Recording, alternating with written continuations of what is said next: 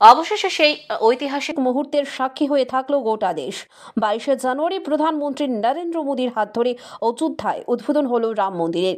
22শে জানুয়ারি গোটা দেশে পালিত হয়েছে অকাল দীপাবলি। অযোধ্যায় রামলালার প্রাণ প্রতিষ্ঠাকে কেন্দ্র করে আমাদের এই ছোট্ট রাজ্য ত্রিপুরা মেতে উঠেছে উৎসবে। 22শে জানুয়ারি নানান কর্মসূচিতে সামিল হয়েছে রাজ্যবাসী।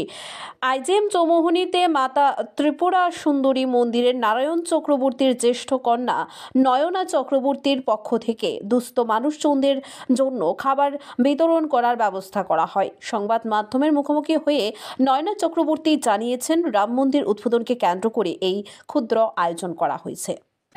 এটা আমাদের পুরো সোনামার পুরো পরিবারের পক্ষ থেকে, আমাদের কালিমার পুরো পরিবারের পক্ষ থেকে এই আয়োজনটা করা হয়েছে আজকে। মানে কেন করছেন এটা যদি একটু? এটা শ্রীরামচন্দ্রের প্রাণ প্রতিষ্ঠা উপলক্ষে বিশ্ব সনাতনীদের জন্য আমরা খুব খুশি এবং আপ্লুত, তাই আমরা দুস্থদের মাঝখানে যৎসামান্য আয়োজনে অন্ন বিতরণ করি। কতজনকে দেওয়ার পরিকল্পনা রয়েছে? আমাদের এই পরিকল্পনা অনেকটা বেশি, আমরা যা আয়োজন করছি চেষ্টা করবো সবার মধ্যে বিতরণ করার। আচ্ছা, আগে কোনো সময় করেছেন? হ্যাঁ, আমরা সবসময় করি, এতটা শো অফে যাই না, বাট হঠাৎ করে এটা প্ল্যান হলো যে পুরোটা পরিবার সবাই থাকবে এবং আমরা আরও বেশি বার্তা পৌঁছতে চাই সবার মাধ্যমে, যদি সবাই এগিয়ে আসে এবং সবার জন্য মানব সেবায় ব্রতী হয়। ম্যাডাম, আপনার পরিচয় দেন। আমি doctor Nayna Chakraborty, astrologer professional.